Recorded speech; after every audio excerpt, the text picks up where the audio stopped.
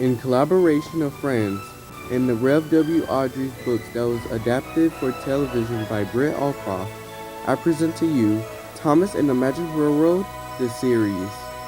Chapter 3, The Island's Protector. If you didn't know, this is a story of our family, new and old friends and foes, and a magical railroad that brought everything together again. This is the story of how I became the protector of Lady, the magical engine, and more. This, my children, is how we saved the Earth. So, we coasted smoothly along the rails until Grandpa stopped us at a station called Tidmouth. It was big, bigger than Shining Time ever was, and trains bustled in and out. All of them had faces, and they whistled quick greetings and goodbyes to each other as they came and went. An older-looking engine stopped at the platform next to us. He was painted blue, and despite looking old-fashioned, he was very well kept. His paint was spotless, and he was rust-free, unlike so many other engines I'd seen. And he was pulling 6 shiny wooden coaches. Well, bless my boiler! Hello there, my lady. I haven't seen you in a couple of years. Are things alright with the railway? Don't fret, old friend. The railroad is fine, for now. I'm afraid we may be in trouble regardless. Tell me the rumors aren't true. I'm afraid they are. Boomer has returned. Oh dear, that is troubling, the old engine groaned. I suppose he brought that horrible engine with him. Yes, he has. Then we'll bring back an old friend too. Follow me, I think he's still at the sheds. The old engine steamed off and Lady followed suit. Who was that? I asked. That was Edward, a friend of mine from back when I was a new engine. But the old friend he's leading us to is an engine called Thomas. He's the current standard gauge protector, and he's proven to be really useful, time and time again. Really useful? What does that mean, I asked. Well, it's rather self-explanatory. He saved us once before, and perhaps he can help us again. I can't wait to see Thomas. I've heard so much about him, cheered Shyla. And I haven't, I asked, crossing my arms. Haven't you ever watched Thomas the Tank Engine? Asked Mr. Conductor. No, I answered. What about a show called Shining Time? A book called The Railway Series? I know you've had to heard one of those names. You're always on your phone, Mom asked, trying to scold me. I'm sorry, but it just doesn't ring a bell. You know who does? That engine right there. Hello, Toby, Dad said, waving to what looked like a garden shed on wheels, with a face. The square-looking engine rang his bell politely. Why is he a square-shaped train? Shyla asked with a confused look on her face. He's a tram engine, answered Lady. Is he electric, or is he some kind of diesel engine? I questioned. Remembering the box-like engines that haul heavy freight back home. Said Lady. You have offended him. He's proud of being a steam engine. Electric indeed, shouted an orderly-sounding engine. I winced, guessing who that was. He doesn't dislike diesel engines so much as he hates being compared to them. Not all diesel engines are evil. Not all steam engines are good. Every engine and person that I've ever known is a little different from their sisters and their brothers, explained Lady. At that moment, a silver blur sped by, spraying us with soot, and rocked Lady side to side.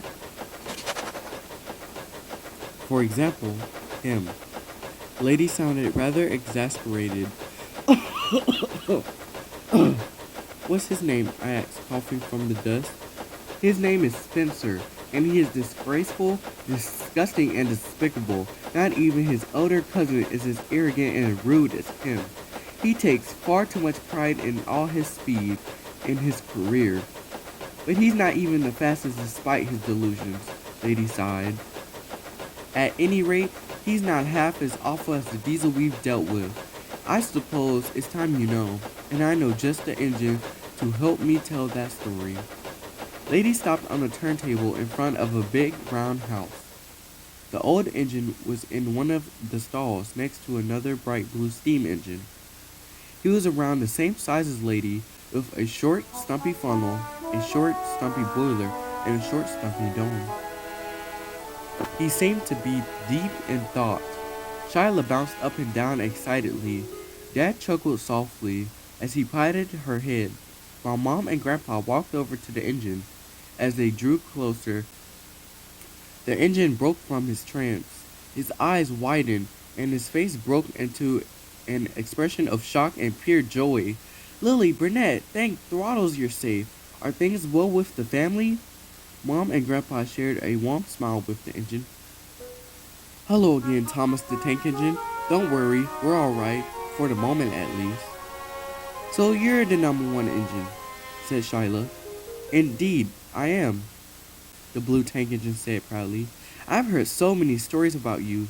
Is it true you fell down a mine? Is it true you went missing in an underground tunnel and flew out of it? Is it true? Shyla asked as she was soon interrupted. Okay, said Mom. That's enough questions for now, she said. Yes, it is, said Thomas sheepishly. Shouldn't you be on your branch line with Annie and Clarabelle? Asked Mr. Conductor. Oh, I left them behind, said Thomas matter-of-factly. I'm sure Percy can manage one extra run. Grandpa and Mom chuckled, but Mr. Conductor and Lady didn't think it was funny. Thomas, you need to stop doing that. Your passengers are getting increasingly annoyed with you, scolded Lady. If you keep on like this, I'll have to telephone Sir Topham Hatt, and I don't think he'll be proud that his #1 engine, he's leaving his coaches anywhere he pleases, Mr. Conductor scolded. Yes, sir. I'm sorry, sir, Tom said sadly. Hey, Oliver, he asked.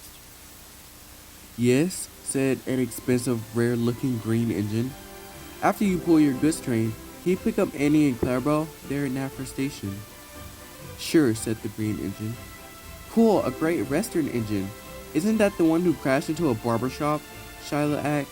No, that was Doug, said Mr. Conductor. Oh, right then. Then he must be the stubborn one who fell bonker down into a turntable whale. Oliver groaned. I'll never get to forget that, will I? Then he puffed away from the side of Tim Sheds with a brake van coupled up to him. It had the letters Toad on its side. Pleasant journeys, Miss Lady, he called in a chipper manner. Then Thomas and Lady gave Oliver and Toad a friendly goodbye whistle as Oliver puffed away. I've heard the rumors. I suppose all of us have. Are they true? Asked Thomas.